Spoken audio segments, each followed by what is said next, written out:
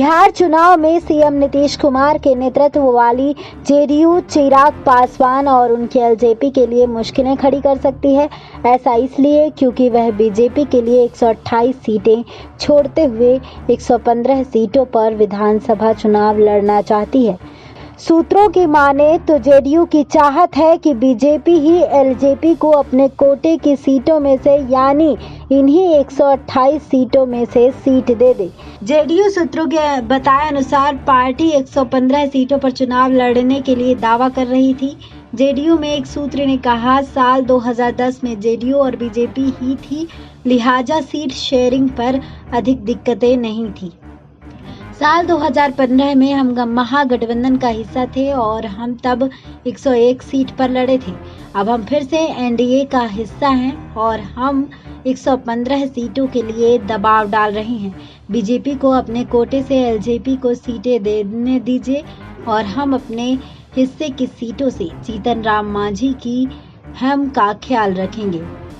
एक बीजेपी नेता के बताए अनुसार दिल्ली में बीजेपी और जेडीयू के शीर्ष नेताओं के बीच सीट बंटवारे पर बातचीत चल रही है। फिलहाल नंबर्स को लेकर कुछ भी कहना मुश्किल होगा।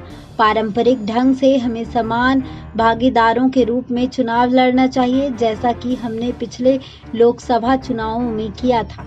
हमारी पार्टी ने लोकसभा चुनाव के दौरान 5 सिटिंग सांसदों को टिकट न देकर बड़ा दिल दिखाया था, साथ ही जेडीयू को लड़ने के लिए बराबर सीटें दी थी।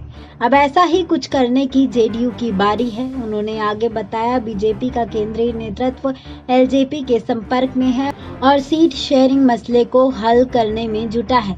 यही नहीं, बीजेपी और जेडीयू के बीच में कुछ सीटों को लेकर विवाद है और इस बारे में उन्हीं नेता ने कहा, हम उनकी कुछ सिटिंग सीट्स चाहते हैं और जेडीयू हमारी कुछ सीटें चाहती है।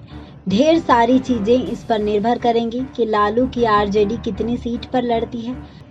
बता दें कि एलजेपी के आक्रामक तेवरों के बीच सीट शेयरिंग के मसले पर जेडीयू और बीजेपी फूंक फूंक कर कदम रख रही है। मौजूदा समय में बिहार में जेडीयू के पास 71 विधायक और बीजेपी के पास 53 एमएलए हैं।